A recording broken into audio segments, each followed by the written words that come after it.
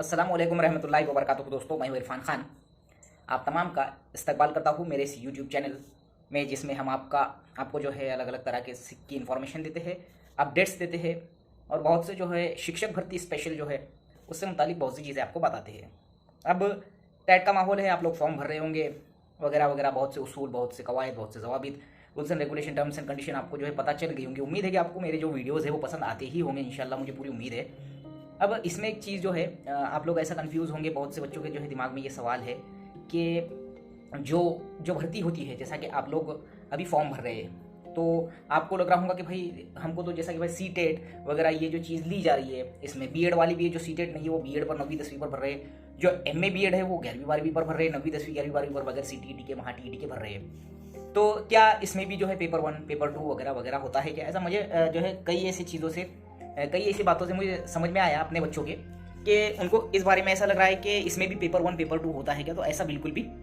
नहीं होता है। जब आपके हॉल टिकट इशू हो जाएंगे तो उसमें यहाँ पर जो आप उल्लेख कर रहे हैं, जो सीटीईटी का वगैरह वगैरह वगैरह, तो ये चीज़ें वहाँ पर दिखेंगी आपको। यानी कि आप 1st to 12 के लिए अगर आपका अप्लाई करना है आपको, तो दोनों टीईटीज और आपका एमए बीएड होना ज़रूरी है, ठीक है, या एमएससी बीएड होना ज़रूरी है। अगर पहली से 12वीं के लिए तो वहाँ पर लिख कर आ जाएगा अप्लाइंग फॉर 1st to 12, अगर इतना आपका क्वालिफिकेशन है तो डीएड बीएड और पोस्ट ग्रेजुएशन ऐसा लिख कर आ जाएगा। अब वो हॉल टिकट पर ऐसा फर्स्ट पेपर सेकंड पेपर कुछ भी लिख कर नहीं आएगा, सीधा आपको एक एग्जाम देना है। यानी कि बार बार का कोई लोचा नहीं कि भाई पहली से 8वीं के लिए, 9वीं से 12वीं के लिए अलग। अब जब यहाँ पर आप स्कोर करते हैं, ये जो स्कोर करेंगे आप लोग पहली से जो 12वीं के लिए, ये आप जो है निवड प्रक्रिया में जो है क्या बोलेंगे उसको, एलिजिबल हो जाओगे ये एग्जाम देकर। अब ये स्कोर के बेस पर आपको जो भी पोर्टल है, पवित्र पोर्टल ऑनलाइन सिस्टम है इसका, जो भी उसको कमांड दी हुई रहती टेक्निकल टीम के जरिए वो करता है, तो उसको जो भी हमारे मार्क्स होते हैं या हमारा क्वालिफिकेशन होता है वो बेसिस पर उसमें फीडिंग की जाती है कि भाई अगर सीटेड दोनों भी या महा टीईटी दोनों भी बता रहा है वो कैंडिडेट डीएड के साथ और ग्रेजुएशन बता रहा है, तो उसको पहली से 8वीं के पूरे प्रेफरेंसेस जो भी उसके कास्ट के हिसाब से बढ़ते होंगे, डिपेंड्स ऑन वैकेंसीज उसके कास्ट की कितनी है और इसने कितने मार्क लिया कि इसको जो है दिए जाए। अगर वही बंदा बीएड भी है डीएड भी है और दोनों भी टीईटी है, तो उसको पहली से 10वीं के ऑप्शन ऑटोमेटिकली आ जाएंगे सामने। जहां प्रेफरेंसेस लॉक करने का मामला आता है वहां समझेगा तुमको ये, तो एक ही पेपर होगा, लेकिन ये बेसिस पे तुम उस क्राइटेरिया में बैठेंगे मेरिट के,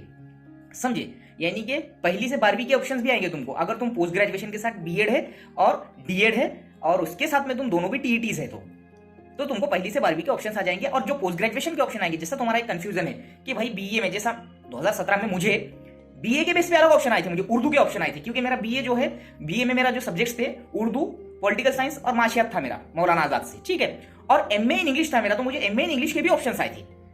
भले ही वो मराठी संस्था के आए थे, 100% ग्रांटेड के आए थे और विदाउट इंटरव्यू के आए थे, वो अपने पर डिपेंड करता है। जैसा कि मैंने उसको वहां से कट ही कर दिया, वो चारों के 5 ऑप्शन को विदाउट इंटरव्यू जो है के थे वो, यानी कि ओनली बेस्ड ऑन जो है टेट मार्क्स, लेकिन मैं उसमें इंटरेस्टेड नहीं था, तो मैंने वहां से वो ऑप्शंस को ही हटा डाला था, मैंने डाला ही नहीं था, क्योंकि मुझे वहां सिलेक्शन चाहिए नहीं थे। और पहली से 8वीं के तकरीबन, और एक जैसा पूरे तकरीबन उर्दू मीडियम को 2017 में, जब 2019 में जब ऑप्शंस भरे तो पुरानी टेट में, तो उसमें उर्दू मीडियम का एक जो है जलगांव जामोद, बुल्ढाना में एक जो है इलाका है जलगांव जामोद, वहां की संस्था आई थी, वो मुझे भी आई थी उर्दू के बेसिस पे, सोशल स्टडीज के बेसिस पे।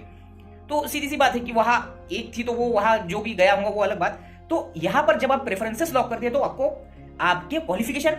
के हिसाब से प्रेफरेंसेस, आपके मार्क्स के हिसाब से, कास्ट के, सब कास्ट के और कैटेगरी के हिसाब से दिए जाते हैं। तो अगर आप पहली से 8वीं के लिए एलिजिबल है, दोनों सीटीईटी के साथ डीएड है और ग्रेजुएशन है, तो सिर्फ पहली से 8वीं के ही ऑप्शन दिखेंगे आपको, ना कि 9वीं से 12वीं के। और पेपर अलग नहीं होगा,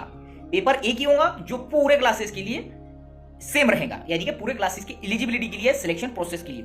जो कि मुझे भी लगा कि एक अच्छा सिस्टम है। लेकिन अभी एक मांग उठी थी कि भाई पहली से 8वीं का और 9वीं से 12वीं का अलग करो पेपर, क्योंकि 9वीं से 12वीं में सब्जेक्ट के मामला होते हैं, वैसा तो 6ठी से 12वीं में भी सब्जेक्ट के ही मामला होते हैं, सब्जेक्ट टीचर के।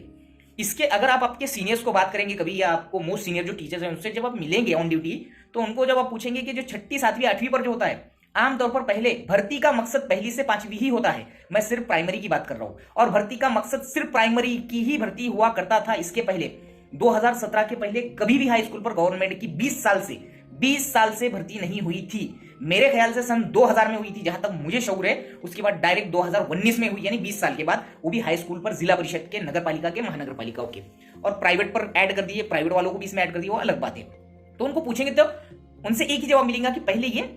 किसके जरिए आते थे? प्रमोशंस के जरिए। उप शिक्षक में से पदवीधर शिक्षक बोल के प्रमोशन मिलता था, लेकिन अपने पास से पवित्र पोर्टल सिस्टम से 2017 से उनको भी चांस दिया गया किसको? पदवीधर शिक्षक की डायरेक्ट नियुक्ति हो रही है, यानी कि आप उप शिक्षक ना होते हुए डायरेक्ट पदवीधर शिक्षक का आपको ऑर्डर मिलता है। ये एक अच्छी बात है और इसमें डिफरेंस भी होता है, पेमेंट का भी डिफरेंस होता है, ये बाकी बातें हैं मैं बता रहा हूं। तो मेन जो थीम होती है गवर्नमेंट की प्राइमरी लेवल पर वो होती है प्राइमरी की भर्ती, यानी पहली से पांचवी की। अब जो वैकेंसीज आएंगी, जो भी प्रेफरेंसेस आएंगे, वो चीज आपको जो है अक्सरियत में पहली से पांचवी पर ही जिला परिषद, नगर पालिका, महानगर पालिका की वैकेंसीज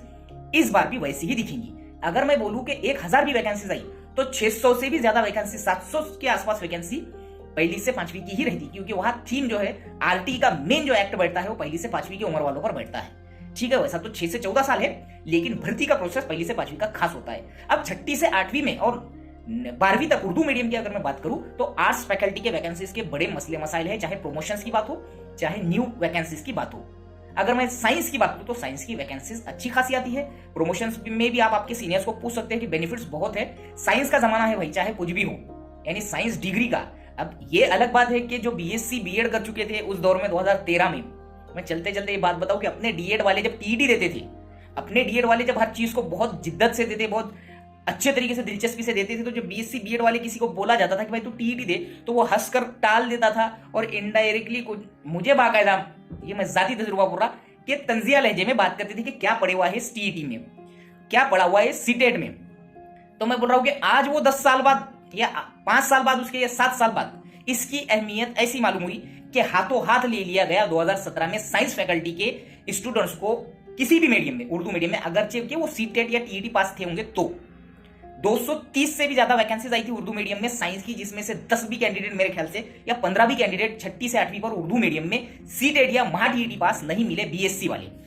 तो ये लेवल था, आज मिल जाएंगे। ये टेट में बिल्कुल कंपटीशन रहेगा, मैं बार बार बोल रहा हूं कंपटीशन रहेगा। अब तो अपियर वालों को भी चांस मिल गया, तो साइंस वाले अब ये गुमान में ना रहे कि भाई हम इजी गोइंग में लग जाएंगे, पहली से पांचवी वाले ये गुमान में ना रहे कि हम इजी गोइंग में लग जाएंगे। मराठी की तो हालत अपने को मालूम है, 140 145 प्लस जो जाएगा वो रेस के अंदर है। वैसे ही अब अपनी हालत हो गई 125 प्लस तक जो रहेगा वो रेस में ज्यादातर रहने के उसके चांसेस है, बिकॉज ऑफ सीटेट अपियर 2023 वालों को जो मौका मिला है, वहां कंपटीशन का लेवल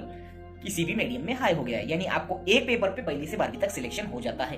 तो मुझे उम्मीद है कि आज के इस वीडियो के जरिए आपको बहुत सी चीजें आपकी जो है क्लियर हो गई। और खास बात वीडियो के एंड में बताने की कोशिश करूंगा कि जो नॉन क्रिमिनल वगैरह की जो डेट है, इस बारे में आज जो नोटिफिकेशन आई है, कास्ट वाले जो मेरा वीडियो देख रहे हैं, नॉन क्रिमिनल की डेट जो है 31 मार्च की उसको डेडलाइन दी गई है, यानी कि 31 मार्च से पहले आपको नॉन क्रिमिनल जैसी जो भी एक्सेट्रा जो भी आपकी प्रोसेस होती है वो करने का चांस दिया गया है। अदरवाइज इसके पहले ये चीज नहीं थी, ये नई ऐड की गई आज जब सीटेट वालों के लिए परिपत्रक निकाला गया। तो उम्मीद है कि ये भी वीडियो आपको पसंद आया होगा, और ऐसे ही वीडियो के लिए आप जरूर मेरे चैनल को सब्सक्राइब कीजिए। टैट से मुतालिक, शिक्षक भर्ती से मुतालिक, केंद्रीय विद्यालय की शिक्षक भर्ती से मुतालिक या कोई भी भर्ती से मुतालिक अगर आपको इन्फॉर्मेशन चाहिए तो जरूर आपको मेरे प्लेलिस्ट में मिल जाएंगी। हर तरह की मालूमात है, और डिस्क्रिप्शन में मैं मेरी पूरी प्लेलिस्ट देता हूँ, उसमें शॉर्ट्स जो वीडियो होते हैं उसमें जनरल नॉलेज है, जनरल नॉलेज के अलग से मेरे वीडियो सेक्शन में है, शिक्षक भर्ती की जनरल नॉलेज है, IQ एंड मैथ्स के जो शॉर्टेस्ट ट्रिक के बारे में मेरे प्लेलिस्ट में है, वो डिस्क्रिप्शन में मैं अक्सर देता हूं, तो वो चेक किया कीजिए आप। इसके अलावा अगर मैं बात करूं पवित्र पोर्टल पर 150 से भी ज्यादा, मेरे 400 वीडियो में से 150 वीडियो मेरे पवित्र पोर्टल के रूल्स एंड रेगुलेशन के बारे में है। अगर आपने मेरी पूरी प्लेलिस्ट को अच्छे से छाने तो आपको बहुत कुछ मिलेगा इंशाल्लाह। मिलेंगे अगले वीडियो में। अस्सलाम वालेकुम।